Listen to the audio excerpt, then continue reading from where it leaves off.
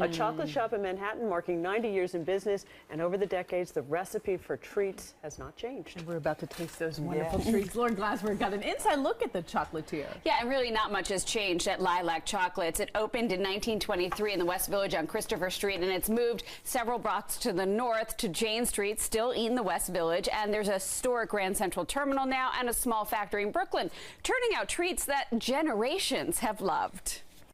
It's a fun business. We make chocolate. People come in, they're happy. I like that sort of environment. And if you're a chocolate lover, what's not to like? Handmade chocolates that have stood the test of time. We've got more than 140 chocolate items, and most of them are the signature items that our founder made in the 1920s, and we still make them the same way today. Anthony Cerrone used to snack on Li-Lac chocolates in the West Village, and a couple of years ago he bought the business along with Chris Taylor, both lured in by the consistency of the chocolate. A 90-year-old guy came into the store, I bought your Kitty Pops, and your chocolate still tastes the same. And I'm thinking to myself, how do you remember that? But people do. And it stayed the same thanks in part to a third owner and chocolatier, Anwar Khoder. He started working for Li-Lac Chocolates 25 years ago. I love doing it. I loved it from the first day. None of the recipes had been written down, but he knows them all, and amazingly, he manages to get through most days without eating too much chocolate.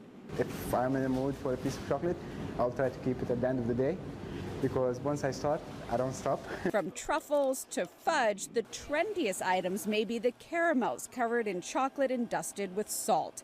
All made at the factory in Sunset Park, which is a relatively new addition to the company, though it's already too small for the demand. We have a hard time keeping up with it. But they're doing their best, filling orders for custom molds and filling New Yorkers with the sweetness of a 90-year tradition. Stubbornly old-fashioned since 1923. We thought that was a perfect slogan.